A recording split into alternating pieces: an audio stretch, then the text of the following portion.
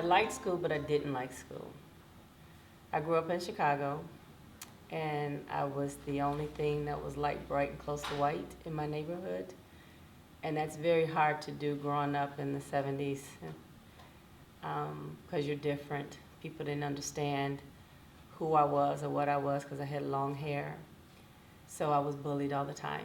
People were always, the kids were always trying to see if I could fight, and they would pull my hair. They would just jump on me. So going to school was always traumatic for me. But at the same time, it was a safe haven because my mom wasn't really home there. I'm the oldest of four, so it forced me to have a place to go. And I was able to make sure my sister and my brothers were able to get to school as well. So it's a kind of a catch-22. I really don't like school. I didn't like school then, and I still don't like school from childhood to high school or whatever. I've never been the best in school. I've always did just enough to stay out of summer school, just enough to pass, but not really enough to be honor roll material. I was called dumb and stupid a lot.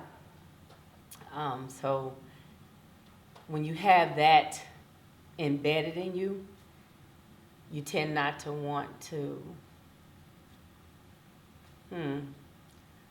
I'm not gonna say tend, not other people, but me, it did something to me. I remember math always being a hard subject for me. Always has been, always, and to this day it is. As we're speaking, last semester I failed COM 2010 because of statistics. It's math. I can't stand math no matter what. So that's always been a thorn in my side. But growing up, my dad would always sit with me trying to get me to figure out simple problems, and I couldn't grasp it. Mm-hmm. So education has always been like a catch-22 for me, a thorn in my side, but at the same time, it was a safe haven for me growing up. It was always pushed, suggested, every job, it gnawed at me because in public or corporate America, they want you to have a degree. It doesn't matter what your degree is in, you just have to have a degree. A lot of people have degrees today that are flipping burgers for things that they went to school for, but they can't find jobs in that area. I worked for many Fortune 500 companies, Quaker Oats for one, and I could never go as high as a senior financial accounting clerk because I didn't have a degree. But college students would come in, graduated with a degree, and I would have to train them. So that was always something that bit at me through my adult life. Did I make nice money? It was okay, but it could have been better money. And then when review times came around, and this is what any company, if you didn't have that degree, that's what they would hold over your head to keep from promoting you. So education has always been something that kept nipping at my heels.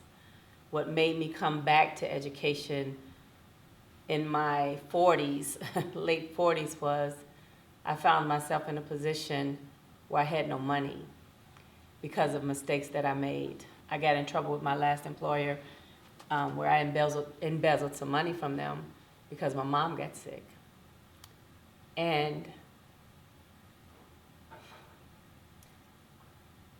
I'm the oldest, so it was my responsibility. At least I felt it was my responsibility to make sure she had the things she needed. So I made a mistake. And I took money that wasn't mine. And when she got diagnosed with cancer, thinking that the money I was taking would help her get better, that's what my mind was saying. I found myself in a dark place.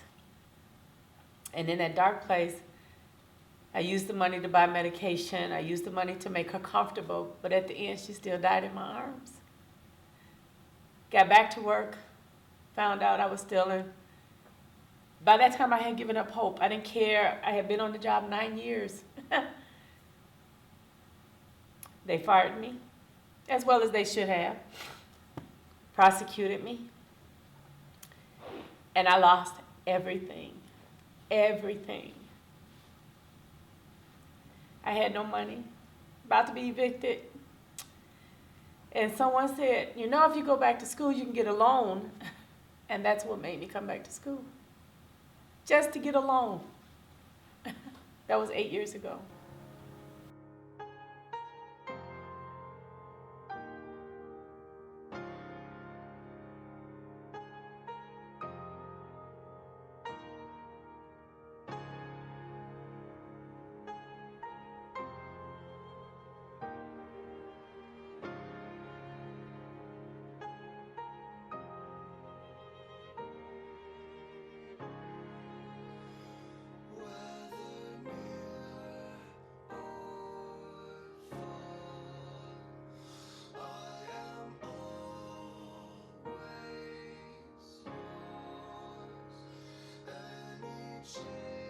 The other thing was I didn't want people to see how smart I was not, especially professors, because I knew how I struggled in high school and middle school, and I didn't want to get to college and be a failure because I had already felt like I was a failure with the embezzlement thing and the prosecution.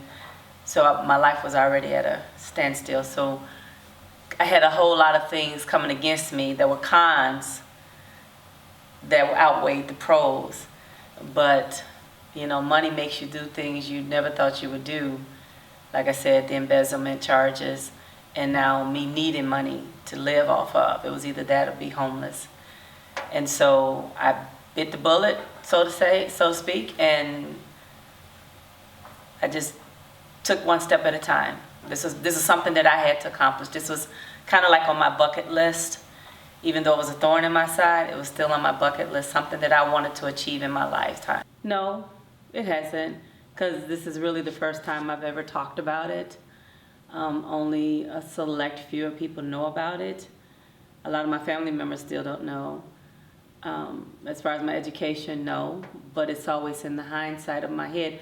Where it's hindered me is I can't apply for jobs, for positions that I love, like retail management, accounting, because of the embezzlement charge.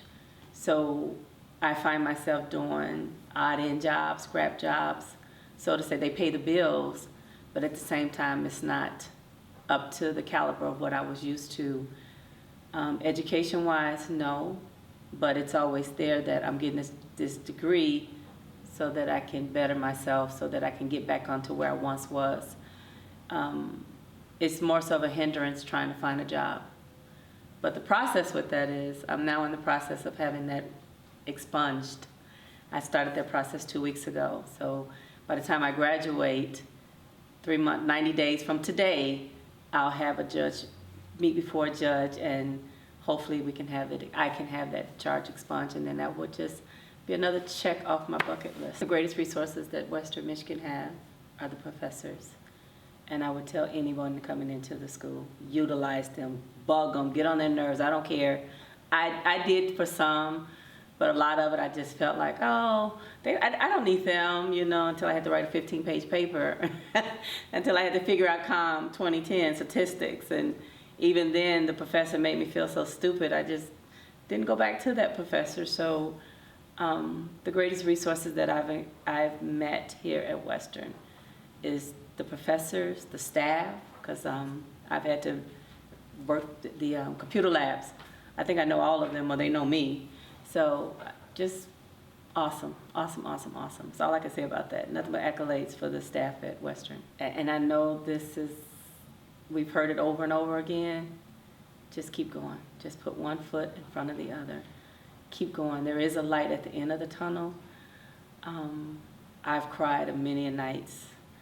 I've thrown books across the room. I've slid them on the floor. I've wanted to quit. Just this semester, my health communications professor, the first day I told her I hate school. And she looked at me like, oh, okay, I don't even know you. Why are you saying this to me? I had just got to that point. I have 2 classes this semester. The light is at the end of the tunnel, and yet I still hate school. But I say don't give up, because no matter what, Western became my safe haven. No matter what was going on around me, I knew I could come here, open up a computer, and start writing a paper. I could pick up a book and focus on my schoolwork and forget that the world existed on the outside of me. So it was back to square one. Yes, I hate school still, but it's still a safe haven for me. So my biggest accomplishment or achievement is I'll be 52 this year, and I'm doing it. That's the best thing I can say. I'm doing it. No matter what people say, I'm doing it, and I'm doing it for me. What started out as a need has now become something that I'm achieving, and I'm doing it, and I'm looking for the next goal that I can reach and achieve. The world sucker punches us every day.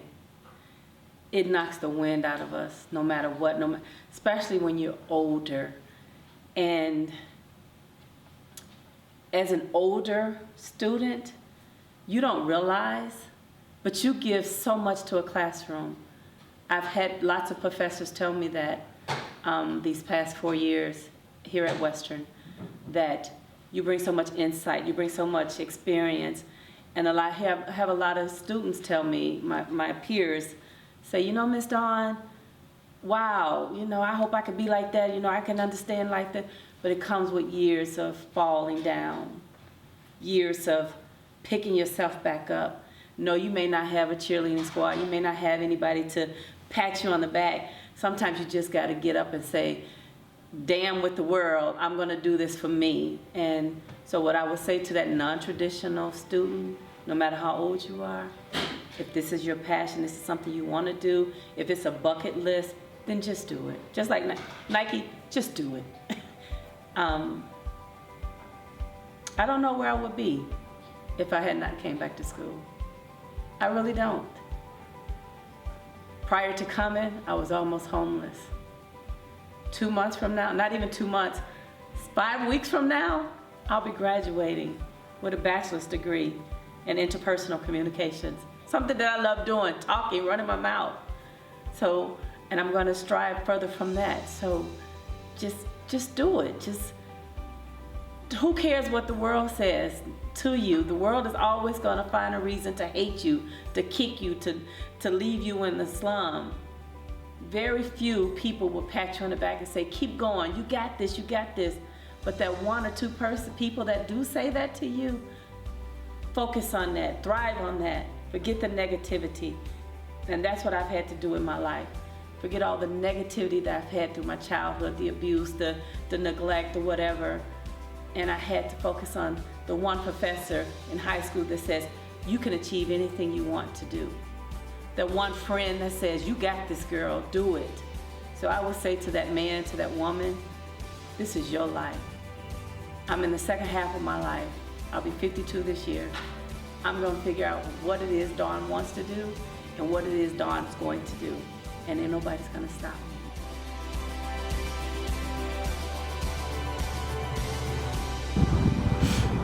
Wow. All I can say is thank you, Jesus.